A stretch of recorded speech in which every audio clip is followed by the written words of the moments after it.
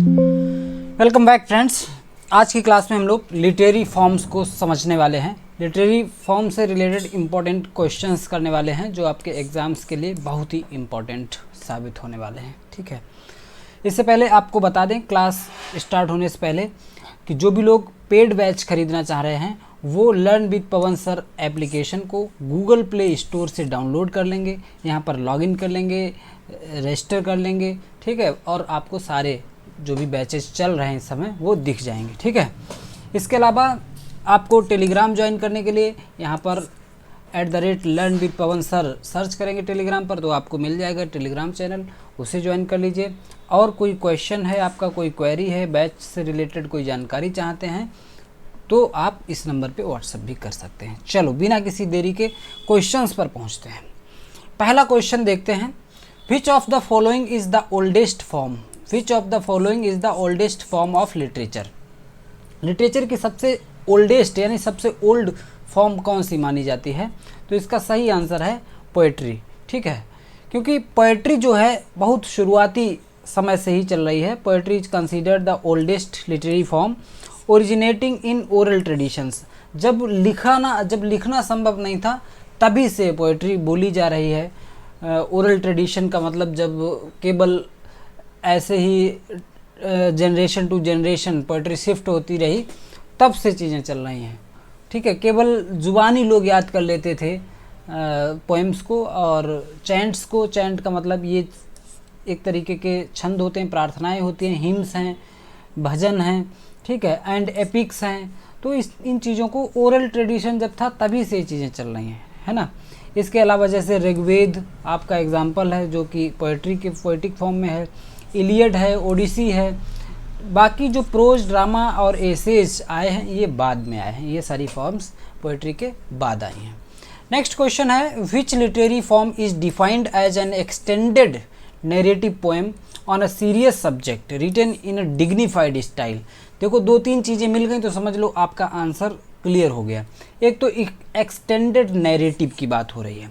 Narrative जो है, जो स्टोरी है, जो कहानी है वो बहुत एक्सटेंडेड है, खूब लंबा किया गया है, उसे बड़ी सी है। ऑन अ सीरियस सब्जेक्ट, और इसका सब्जेक्ट सीरियस है, दूसरी कंडीशन ये है, और बहुत ही डिग्निफाइड स्टाइल में लिखी, बहुत ही शानदार, बहुत ही भव्य स्टाइल में लिखी गई है। तो इसका आंसर हो जाता है एपिक। ठीक है, an epic is a long narrative poem dealing with heroic deeds and divine interventions. इसमें किसी जो हीरो होता है, खासतौर पे नेशनल लेवल का जो हीरो होता है, तो उसके जो अच्छे काम होते हैं, उसकी डीड्स हैं, उन्हें दिखाया जाता है। एंड डिवाइन इंटरवेंशंस, और उस कहानी में क्या डिवाइन चीज़ों का क्या इंटरवेंशन है, ठीक है, वो सारी चीज़ें दिखाई जाती हैं।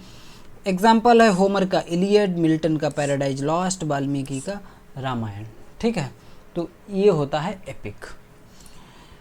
The term elegy is best described as. Elegy को सबसे अच्छे तरीके से कौन सा आंसर डिस्क्राइब कर रहा है? एक लिरिक है जो कि एक्सप्रेस करती है ग्रीफ को। हाँ, ये बात सही हो सकती है, ग्रीफ को एक्सप्रेस करती है।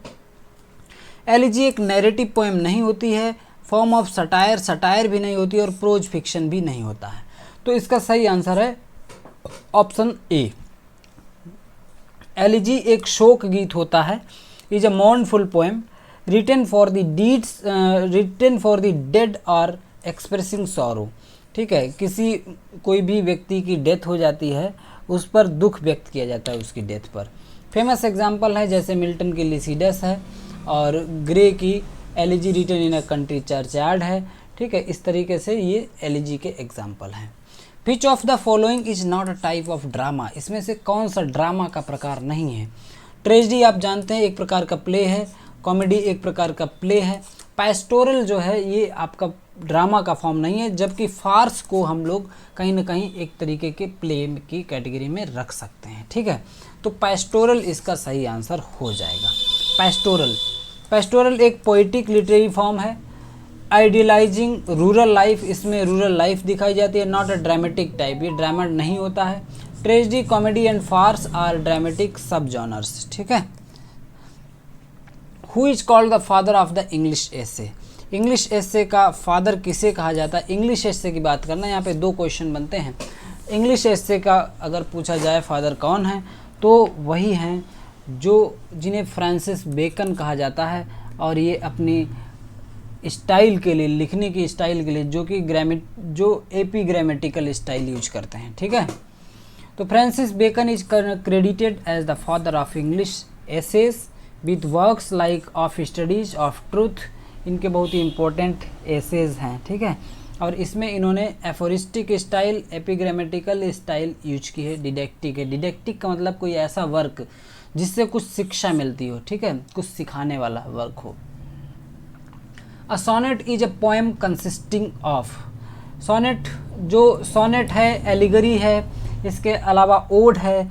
इस पर डिटेल्ड वीडियो मैंने आपको एप्लीकेशन पर दे दिए हैं। ठीक है, जो लोग एप्लीकेशन पर क्लासेस को वॉच करने, जिन्होंने बैच परचेज कर रखा है, उन्हें ये डिटेल्ड क्लास इनकी मिल गई है। सोनेट की हिस्ट्री से लेकर इंपॉर्टेंट सोनेट्स और किसने लिखना शुरुआत किया, सारा कुछ वहाँ पर बताया गया है। ठीक है, तो यहाँ पर देखते हैं, sonnet is a poem consisting of 14 lines. बहुत इजी क्वेश्चन हो गया है, अब इतनी बार इसे बता चुका हूँ। एक सोनेट 14 लाइन पोएम है, usually written in iambic pentameter. Iambic pentameter में लिखी जाती है, ये बात भी ध्यान रखनी है। ठीक है, टाइप की बात करें तो पेट्राकन या इटालियन सोनेट होता है, दूसरा शेक्सपियरियन सोनेट होता है, और तीसरा एक स्पेंसरियन सोनेट होता है, ध्यान रखना। पेट्राकन सोनेट में एक ऑक्टेव होता है 8 लाइन का, और दूसरा सेस्टेट होता है 6 लाइन का स्टेंजा। शेक्सपियरियन सोनेट में 3 क्वार्टेंस होते हैं 4 लाइन के, और एक बाद में कंक्लूडिंग कपलेट होती है। इतनी बातें लिख कर रख लेना। विच literary form does Jonathan Swift's Gulliver travels represent? Jonathan Swift के द्वारा लिखा गया गुलिवर्स ट्रेवल्स, ये किस लिटरेरी फॉर्म में आती है? रोमांस है, या सटायर है, या एपिक है, या फेबल है? इसका सही आंसर है satire. Swift's Gulliver's travels is a prose satire criticising politics. इन्होंने पॉलिटिक्स को, ह्यूमन फॉलीज को, इन चीज़ों को क्रिटिसाइज किया है इसमें, तो ये सटायर है एक तरीके का। सटायर का मतलब व्यंग कह सकते हैं इसे। ठीक है, which of the following correctly defines N allegory? Allegory को सही तरीके से कौन सा सेंटेंस, कौन सा ऑप्शन डिफाइन कर रहा है? तो एक नैरेटिव विद हिडन मोरल और स्पिरिचुअल मीनिंग। कोई हिडन मीनिंग भी होता है, इसलिए ऑप्शन ए सही है। Poem expressing personal emotion express किए जाएं एलिगरी में, ऐसी कोई कंडीशन नहीं होती है। अ शॉर्ट बिटी सेइंग, ये भी नहीं होता है। सीरियस ट्रेजेडी, ये भी नहीं होता है। तो ऑप्शन ए सही आंसर है। एलिगरी वही वर्क है, वही वर्क एलिगोरिकल हो सकता है जिसका जो एक डायरेक्ट मीनिंग दिख रहा है वो तो है ही है, साथ में उसका कोई हिडन मीनिंग भी हो, यानी कोई दूसरी स्टोरी भी पैरेलल चल रही है और रीडर्स के समझ आ रही है। ठीक है, हिडन मोरल और स्पिरिचुअल मीनिंग। तो ऑप्शन ए सही आंसर हो जाएगा। Allegory uses symbolic characters events to convey deeper meanings. Example Spenser का फेरी क्वीन है, एक एलिगोरिकल वर्क है, और बनियान की पिलग्रिम्स प्रोग्रेस है। ठीक है, ये एक रिलीजियस एलिगरी है। नेक्स्ट है a short narrative usually in prose focusing on a single incident is. कोई शॉर्ट नैरेटिव होती है, कोई छोटा सा वर्णन होता है, यूजुअली इन प्रोज, और प्रोज में लिखा जाता है, फोकस करता है एक सिंगल इंसिडेंट पे। तो क्या शॉर्ट स्टोरी है, या नॉवल है, या फेबल है, या पैराबल है? तो सही आंसर है शॉर्ट स्टोरी। ठीक है, स्टोरी नैरेटिव होती ही होती है, प्रोज में भी होती है, और सिंगल इंसिडेंट होता है तभी तो शॉर्ट हो पाती है। Short story is a concise narrative focusing on one incident. Limited characters होते हैं इसमें, एंड यूनिफाइड इफेक्ट होते हैं। पायनियर्स की बात करें तो Edgar Allan Poe short story बहुत लिखते थे, ओ हेनरी लिखते थे, और मॉपासैंट लिखते थे। ठीक है, ऑप्शन ए सही आंसर है।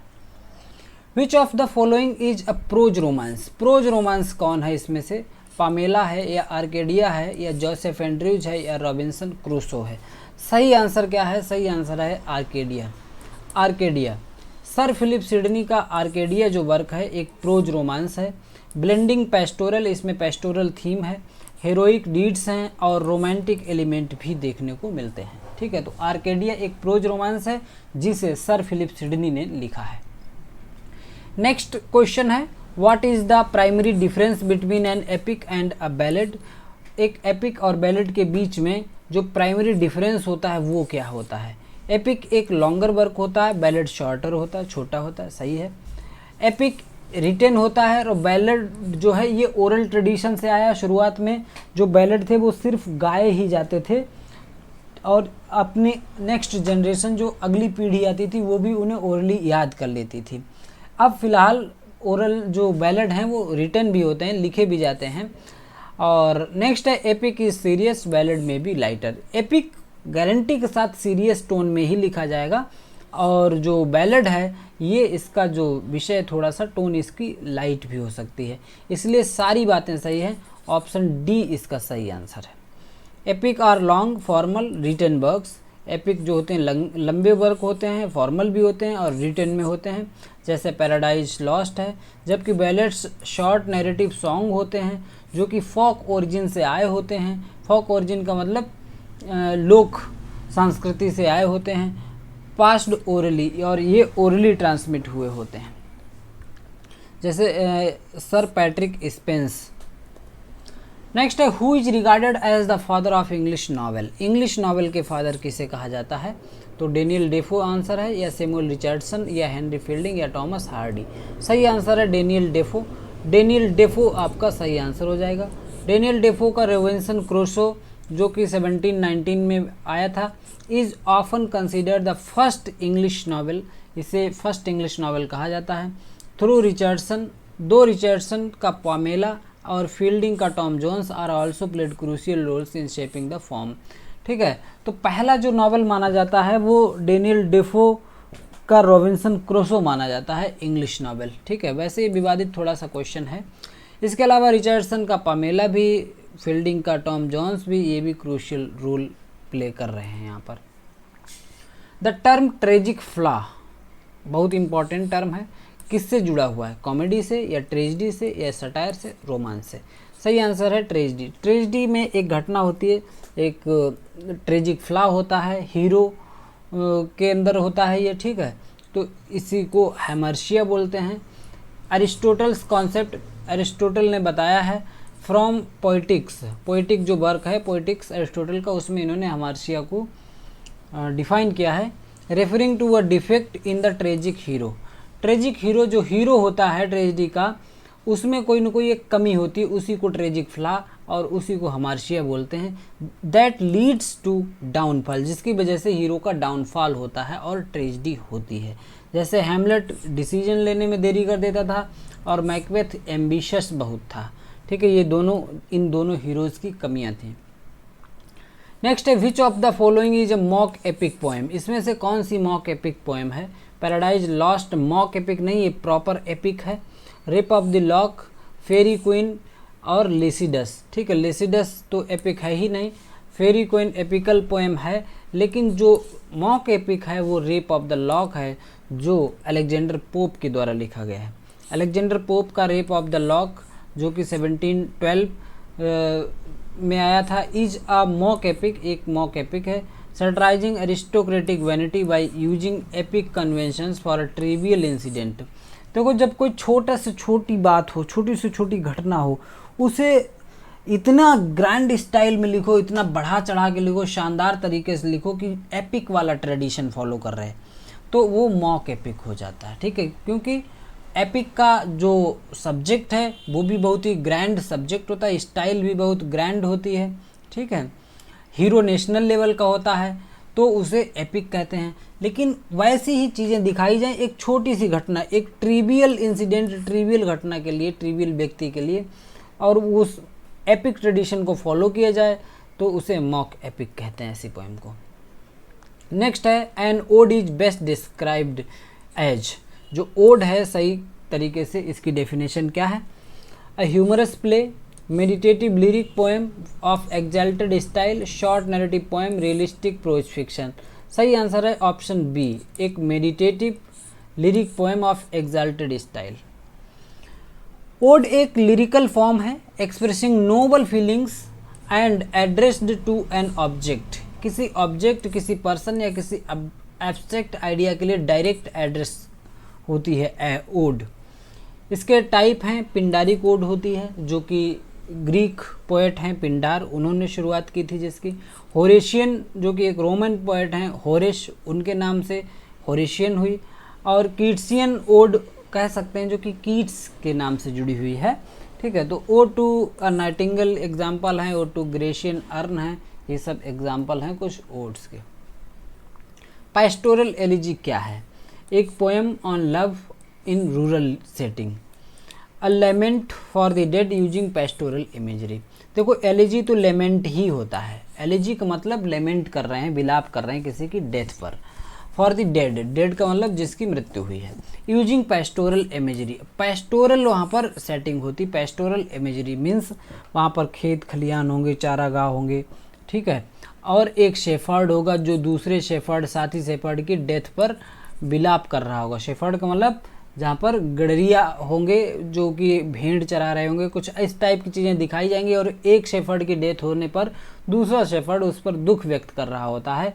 ऐसे कल्चर में लिखी गई एलिजी को पैस्टोरल एलिजी कहते हैं। ऑप्शन बी सही आंसर है। Pastoral elegy combines morning with rural symbolism, जिसमें ग्रामीण परिवेश दिखाया जाता है, जिसमें शेफर्ड्स दिखाए जाते हैं, फ्लॉक्स दिखाए जाते हैं, भेड़ों के झुंड दिखाए जाते हैं। फेमस एग्जाम्पल मिल्टन का लिसिडस जो कि पैस्टोरल एलिजी है, शैली का एडोनिस जो कि पैस्टोरल एलिजी है, और अर्नोल्ड का थेरेसिस, ठीक है, pastoral elegy. Which literary form is defined as a brief pointed saying that expresses a general truth? कौन सी लिटरेरी फॉर्म है जिसमें ब्रीफ का मतलब बहुत शॉर्ट लिखा जाता है, पॉइंटेड सेइंग बहुत पिन पॉइंटेड बात कही जाती है, दैट एक्सप्रेस जनरल ट्रूथ और एकदम सच्चाई जो जनरल सच है वो निकल के आता है उससे।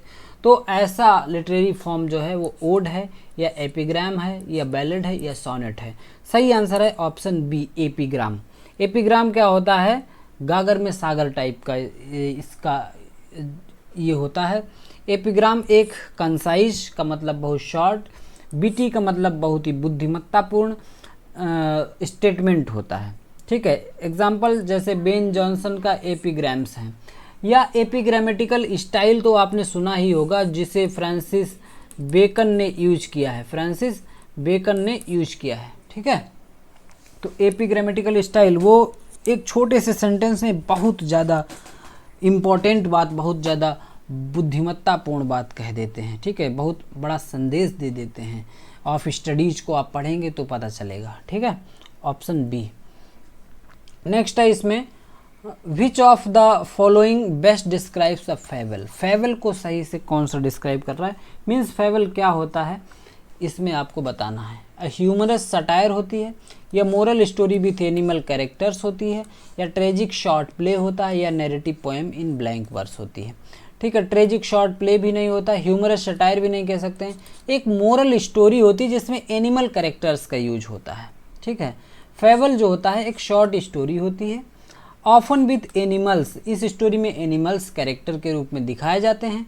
कन्वेइंग अ मोरल लेसन, और इनसे एक नैतिक सीख मिलती है। जैसे छोटे बच्चों की कहानियाँ दिखाई जाती हैं जिसमें जानवर होते हैं, एनिमल्स का यूज होता है, और उनके थ्रू कभी सच बोलने का, कभी ईमानदारी सिखाने का लेसन मिलता है लास्ट में, ठीक है। एग्जाम्पल है ईसप्स, फेबल्स हैं और पंचतंत्र हैं, ये इसके एग्जाम्पल हैं। नेक्स्ट क्वेश्चन है which type of play deals with BT dialogues. कौन सा प्ले होता है जिसमें बीटी डायलॉग्स होते हैं, लव इंट्रिग्स होते हैं, and manners of upper class society, और अपर क्लास सोसाइटी के मैनर्स को रिवील किया जाता है, दिखाया जाता है, दर्शाया जाता है। ऐसे जो प्लेज होते हैं उन्हें क्या कहा जाता है? फार्स कहते हैं, कॉमेडी ऑफ मैनर्स कहते हैं, या ट्रेजेडी कहते हैं, या मेलोड्रामा। ऑप्शन सही है comedy of manners. Popular in restoration age, comedy of manners सबसे ज़्यादा रेस्टोरेशन एज में लिखा गया। Congreve Wycherley is satirized aristocratic society with polished wit, इन लोगों ने एरिस्टोक्रेटिक सोसाइटी को खूब अच्छे से सैटराइज किया, ठीक है। सैटराइज का मतलब इनकी आलोचना की, इन पर व्यंग किया, ठीक है। तो अपर क्लास सोसाइटी के मैनर्स पर क्वेश्चन रहता है इस टाइप के वर्क्स में। नेक्स्ट है the term picaresque novel refers to, जो टर्म है पिकारेस्क नॉवेल इसका मतलब क्या है? एक novel about knights and chivalry, नहीं। A novel with an autobiographical hero, ये भी नहीं है। नॉवेल विद ऑटोबायोग्राफिकल हीरो, ठीक है, ये भी नहीं सही है। दूसरा है a novel depicting adventures of a रोग, अ नॉवेल इन एपिस्टलरी फॉर्म, ये भी नहीं सही। ऑप्शन सी सही है। रोग का मतलब होता है जो थोड़ा सा दुष्ट हो, नालायक टाइप का हो, ठीक है, लेकिन एक नॉवेल में एक हीरो की तरह काम कर रहा हो, मीन्स ये मेन हो, इसी के आसपास सारी घटनाएं घूम रही हों, तो ऐसे नॉवेल को पिकारेस्क नॉवेल कहते हैं, ठीक है। पिकारो शब्द से बना है। Picaresque novel shows the adventures of a cunning, cunning का मतलब वही धूर्त, दुष्ट, बट अपीलिंग रोग, ठीक है, लेकिन ये इसकी स्टोरी ऐसी होती है जो अपील करती है, जिसे आप पढ़ने का मन करता है कि अब देखें इसके साथ और आगे क्या हुआ, और आगे क्या हुआ।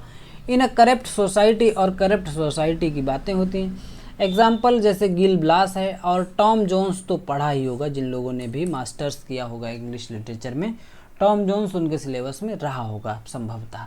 ऑप्शन सी सही आंसर है यहाँ पर। Which of the following is an example of an epistolary novel, epistolary novel का एग्जाम्पल कौन सा है इसमें? Pamela, Tom Jones, Pride and Prejudice, Vanity Fair. सही आंसर क्या है? पामेला। पामेला एक एपिस्टलरी नॉवेल है।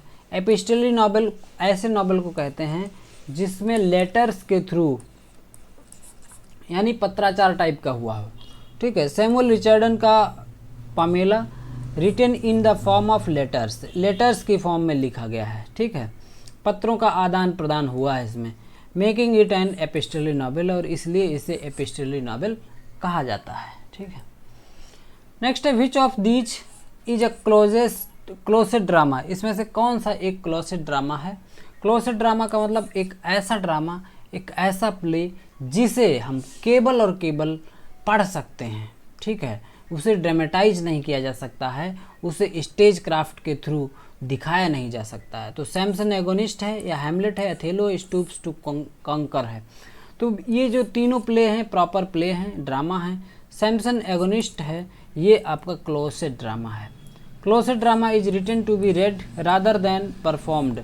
Milton Samson Agonistes 1671 is the best example, ठीक है। क्लोसेट ड्रामा किसके द्वारा लिखा गया है? ये सैमसन एगोनिस्ट जॉन मिल्टन के द्वारा लिखा गया, 1671 में आया था, पैराडाइज रीगेंड के साथ में ही पब्लिश हुआ था, ठीक है।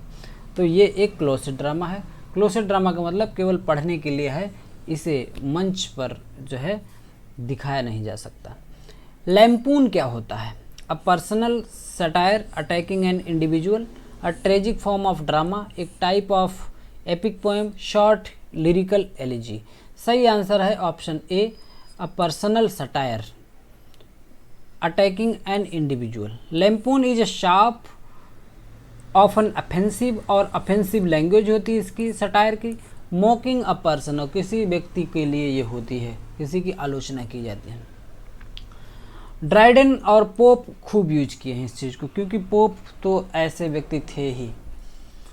नेक्स्ट है who popularize the form of periodical essays. Periodical essays को किसने पॉपुलराइज किया? 18th सेंचुरी में किसने लोकप्रिय बनाया? तो पीरियोडिकल एसेज 18th सेंचुरी में जोसेफ एडिसन और रिचर्ड स्टीले ने ही लिखे हैं, ठीक है, सबसे ज़्यादा।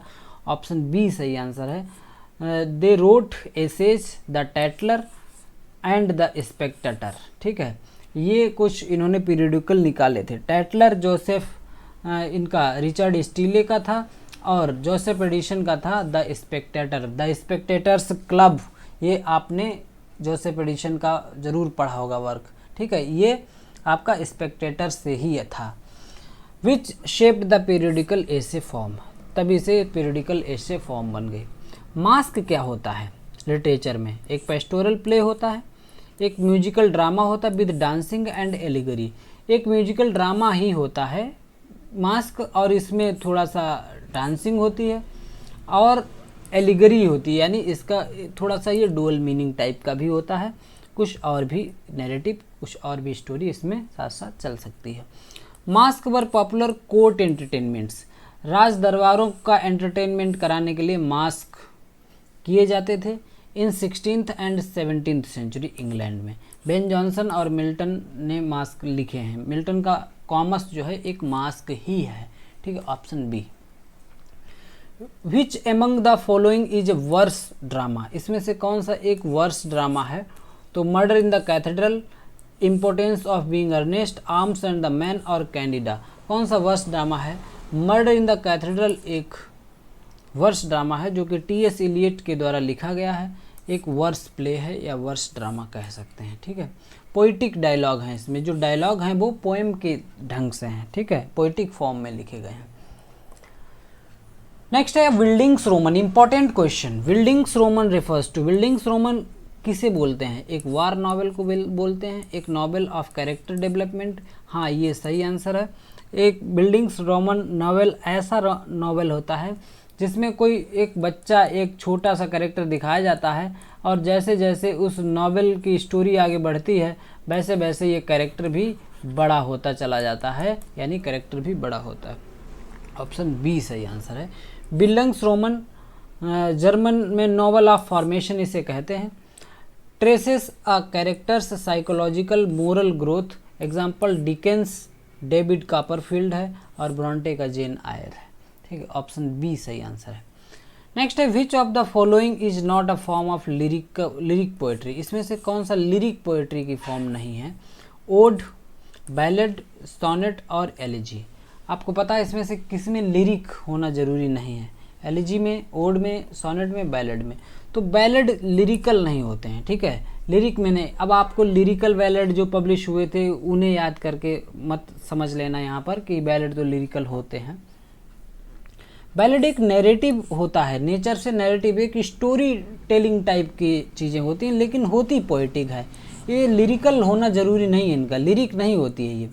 ओड, सोनेट, एलिजी ये सभी लिरिकल फॉर्म्स हैं, इनमें संगीत होता है, इनमें लिरिक्स होती हैं, ठीक है, तो ये ध्यान रखना, बैलेड अलग है। नेक्स्ट है व्हाट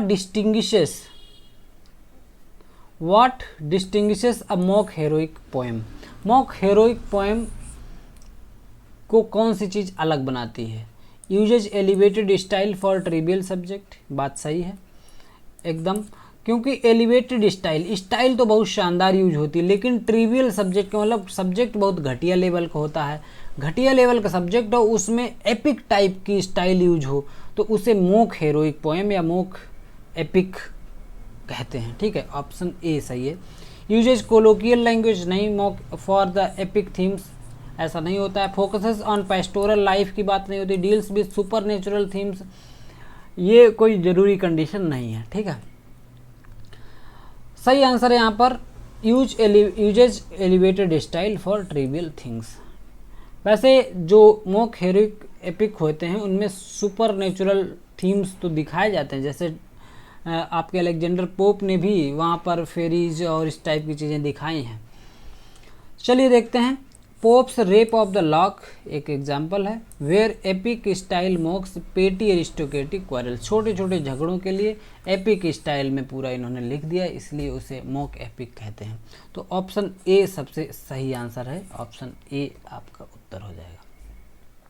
नेक्स्ट और आज की क्लास का लास्ट क्वेश्चन है, which novel is regarded as a first gothic novel, पहला गोथिक नॉवेल किसे कहा जाता है? तो सही आंसर है आपका Castle of Otranto. Castle of Otranto Horace Walpole के द्वारा लिखा गया है और 1764 में पब्लिश हुआ था। Launch the Gothic novel tradition, और यहीं से गोथिक नॉवेल ट्रेडिशन की शुरुआत हुई। गोथिक नॉवेल ऐसे नॉवेल होते हैं जिनका जो थीम होता है बहुत डरावना होता है, इसके सीन डरावने होते हैं, कहीं टूटे हुई बिल्डिंग और पुराने खंडहरों में इसकी सेटिंग होती है, ठीक है, तो डर भय आतंक का माहौल जैसा दिखता है यहाँ पर, तो गोथिक नॉवेल कहते हैं इन्हें, ठीक है। तो आज के सारे क्वेश्चंस कंप्लीट हो गए। जिन लोगों को पेड क्लास लेनी है, यूपी एलटी ग्रेड के बैच चल रहे हैं आपके और टीजीटी के बैच चल रहे हैं। एलटी ग्रेड में विजय पथ सबसे अच्छा बैच है जिसमें आपको दोनों बैच मिल जाते हैं, थ्योरी का और प्रैक्टिस का, ठीक है, और टीजीटी में आपका विजय श्री बैच है जिसमें आपको टीजीटी के लिए दोनों ही बैच मिल जाएंगे। टीजीटी थ्योरी सारा कुछ लाइन पढ़ाई जाएगी, एक एक वर्क, एक एक पोएम, इसके साथ साथ प्रैक्टिस भी कराई जाएगी। तो जिसे भी एलटी के लिए तैयारी करनी है विजय पथ बैच ले ले और विजय श्री ले ले टीजीटी के लिए। और बैच लेने के लिए आप लर्न विद पवन सर आप गूगल पे सर्च कर सकते हैं, तो वेबसाइट भी मिल जाएगी। सबसे अच्छा तरीका है गूगल प्ले स्टोर से आप एप्लीकेशन डाउनलोड कर लें, सर्च कर लें learn with Pawan sir app, वहाँ पर आप लॉगिन कर लें, आईडी बना लें, सारे बैच आपको वहाँ पर दिखने लगेंगे। और टेलीग्राम चैनल को भी ज्वाइन कर लें एक्स्ट्रा इन्फॉर्मेशन के लिए। फिर भी कोई क्वेरी है, कुछ पूछना है तो आप इस नंबर पे व्हाट्सएप कर सकते हैं। मिलेंगे अगली क्लास में। Till then keep learning and keep watching. Thank you.